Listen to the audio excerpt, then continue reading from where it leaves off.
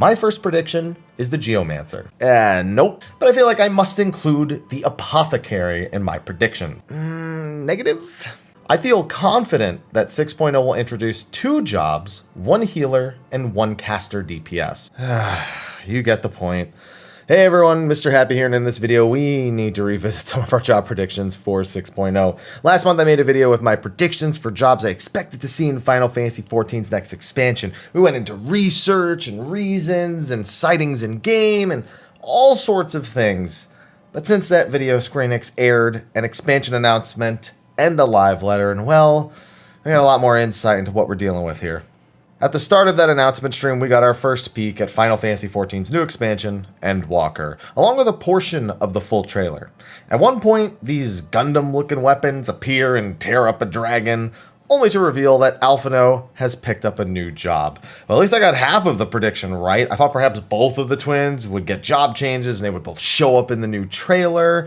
But Alcé is sticking a red mage and Alphino has some fancy new toys. The job he selected, though, I don't think any of us could have gotten right entirely. In the stream, Yoshi P revealed the first new job to be Sage, a barrier healer that uses a weapon called Nuliths to protect allies and augment abilities. I really don't think anyone got this right, even if you predicted Sage, which is not unreasonable given its presence in the rest of the franchise. I don't think anyone predicted they'd wield fin funnels that fly all over the place. This was nice, honestly, though. So many of us were so confident in our apothecary or chemist guess that the MSQ was showing this to us that this kind of sparks some joy to just be wrong in its own way. But now it becomes predicting about how it will play. Honestly, I can predict a handful of abilities, but I don't think this part's that important. I mean, they'll probably have a dot, a direct damage spell, an AoE damage spell, a couple of basic heals. One of them will probably provide a shield, an OGCD shield, and some sort of augment skill that changes these abilities. They mentioned they'd be able to augment their skills to give them additional effects, so my guess here is things like maybe a shield that also reduces damage taken while the shield is active, or a shield that, when it breaks, heals that person for the same potency as the shield they had. Kind of like XCOG, and considering that's another barrier healer skill, wouldn't be that surprising. There are at least a few baseline spells we expected to have, based on the way healers, and especially Scholar, already function. How it feels to play is a different story, but we're kind of getting off topic here. The real prediction people are looking at now is job number 2, which we do have a bit of information about. For one, we know it is a melee DPS, and damn, I was so close to making this prediction too. I said in that previous video there were only 2 roles that made sense for the other job, caster and melee, but because we had 4 melee and 3 casters, I went with what seemed to be the obvious role at the time. Again, Blue Mage, you don't count. There was one factor I didn't consider, however. Detail number 2 we actually learned from interviews that were held with several Japanese media sites after the fact, where Yoshida expressed that Dragoon was in a special position in regards to melee DPS, so, and I quote, "It was natural we add it there." While I was focusing entirely on roles like melee, caster, and ranged physical, the development team took it one step deeper and looked at the melee categories and how they broke up. Melee is divided into 3 categories: striking, which is both monk and samurai; scouting, which was added in patch 2.4 alongside ninja, who also technically shared some striking gear for a while; and finally, maiming. The maiming set is exclusive to Dragoon, minus some awkward and honestly new player confusing medium strength armor for both tanks and Dragoons before level 50. This means that this armor type has remained completely untouched in over 10 years.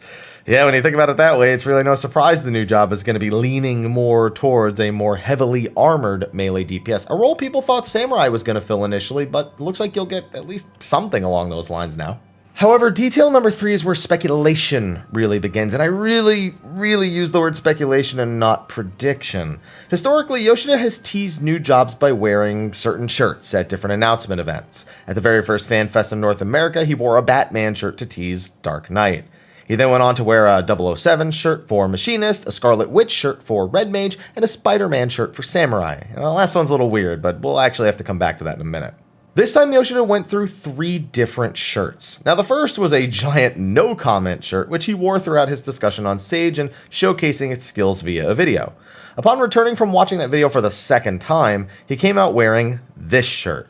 It's honestly a bit of an enigma to me. I've tried researching this shirt and its contents in so many different ways, But all I can find are knockoffs of people selling the same shirt online, like within hours of the stream coming out. It's kind of hard to research something when everyone's trying to capitalize on a bit of game hype. So let me look at the individual elements. Neighborhood with a registered trademark on the left, the thing I thought would actually yield a result that tells me what I'm looking at. Despite being a registered trademark on the shirt, I couldn't find anything, so I couldn't use it in my prediction much. The Arabic is also a mystery to me, so we'll analyze the two most prominent features on the shirt. Now, the English words "the filth" and "the fury" do kick back some interesting results. The most apparent one is the phrase's relation to a documentary about the rock band the Sex Pistols. People did predict Merlewhip might be teasing a new job, but I don't know if Yoshida's trying to use Merlewhip and the Sex Pistols to tease a new job. Gives a whole new meaning to that dueling scene in 5.4. That series was also directed by Julian Temple, which has led some to think that perhaps it's teasing a hammer-wielding Templar. And I know this seems ridiculous, but there actually is a precedent for it. I mentioned earlier that the Spider-Man shirt teased samurai, which seems a bit weird. There is a samurai Spider-Man comic that does exist, but the hint was a little bit more direct. During the event where this was worn, Yoshida mentioned that he loved the Sam Raimi Spider-Man movies. Now, some viewers realize that the phonetics of this in Japan makes it sound like the director's name is more like Samuraimi, thus leading to the prediction that Sam Raimi was actually a hint at samurai. We all laughed at those people, but they were right. Yoshida confirmed that that's exactly what his Sam Raimi comment was meant to tell, what it was meant to hint. So directors' names are on the table as far as we're concerned. However, there are some parallels to draw that make them a little bit different. Yoshida in that presentation very specifically drew attention to the director's name, something he avoided doing with this shirt entirely. It doesn't rule it out, but it certainly knocks some points off the top. More importantly, though, is the remaining image on the shirt combined with the tease we got later on.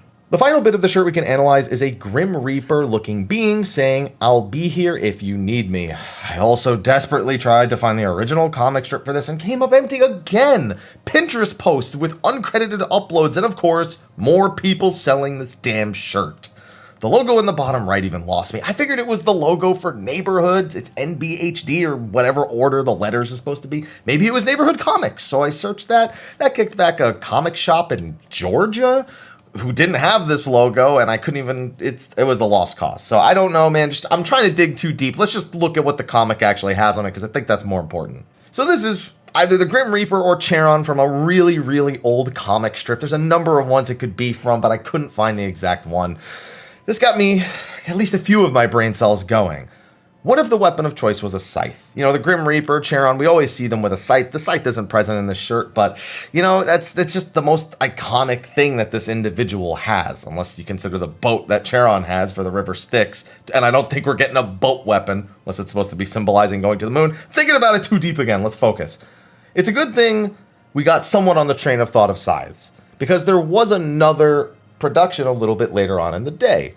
There was a live letter several hours later to tease patch 5.5, and Yoshida wore another Grim Reaper themed shirt, this time with it wielding a proper scythe. Not to mention it's a Children of Bottom shirt for you metalheads out there. This makes me a lot more confident, at the very least, that this melee DPS will wield a scythe. Though there are definitely a ton of hammer lovers out there just hoping it's an aesthetic theme and that the hammer-wielding Templars are on the way, but that they're also undead or something along those lines. I don't know. I don't think this is that big of a long shot to assume it's a scythe. People have been asking for scythes. People thought Dark Knight was going to have a scythe. I recently posted a video of Mr. Byrne predicting that years ago. But a big thing is that Xenos, in the story, has been obsessed with his weapon ever since he was promised a rematch against us by Fandaniel. But at 5.4, he finds his usual katana inadequate for the battle ahead. He ditches it to go find another, and in the Endwalker trailer, we might just have gotten a peek at it. As Fandaniel approaches the throne of Garlemald, we get a rear shot of Xenos' new literal seat of power. The chair is mostly uniform, except for what appears to be a scythe design on the left side of the chair. Xenos always sits with his weapon, so it wouldn't be any surprise if he just had it handy. He just likes to do that. It's just in his character. Now, it's not 100% a scythe. We can only kind of make it out, but the narrow hilt just before the top section at least leads us to believe it's not something top-heavy. Who knows? Maybe it's a scythe-shaped hilt on the bottom of the hammer and it's upside down. Who knows? Listen, someone brought this up. Dark Templars and StarCraft use scythes. So maybe we could just, split this down the middle and say we're both right. So a scythe. After all that, that's what we got. A scythe. And as for jobs that wield scythes, I kind of have to throw in the towel here. Any Final Fantasy XI player, myself included, immediately guesses Dark Knight, but we already have them as big sword-wielding tanks. The team has expressed disinterest in branching jobs due to how Summoner and Scholar cause developmental headaches, and I don't think they just delete a tank from the roster to give it a Scythe, so we're going to consider that prediction gone. Perhaps Beastmaster could wield one, but we've seen them wield axes so far, and the theme of the shirts doesn't really match. I guess maybe Grim Reaper has undead pets. Beastmaster has pets. I think it's a bit of a stretch, but at least I'm saying it, so covering the possibility, right? There is an individual who does wield a scythe. Actually, there's multiple individuals who wield scythes in the game, one of which is Edda, a very necromancer-ish character. But both her and even the direct necromancer we fight in 5.3 don't really match a maiming job aesthetic. Not to say we couldn't have a different version of it, but definitely, again, I'm trying to base my predictions based on, context, I suppose. Ranjit even has a scythe, but again, just doesn't match the aesthetic. Honestly, I just don't think any guess is a good one here. We already mentioned how no one predicted a Gundam-wielding weapon sage thing, whatever. You were practically better off guessing G-Warrior as the job than guessing Sage. And I think this kind of has shades of that. It also has shades of Gunbreaker, where we knew a Gunblade was the weapon of choice for a long time, but came nowhere close to the job name itself. I saw people guess Soldier, Gunblader, all sorts of things. And I think this is going to be the same. It's going to be just a new name we can't really predict, even though we feel like we know a decent bit about what to expect. Perhaps you throw a dart at a board and say Reaper or Ravager or something like that. I just prefer to have my guesses a bit more grounded. So my only prediction is the weapon indeed being a scythe. I do know some Necromancer predictions skyrocketed given the Grim Reaper's association with the Damned. We'll just have to wait and see.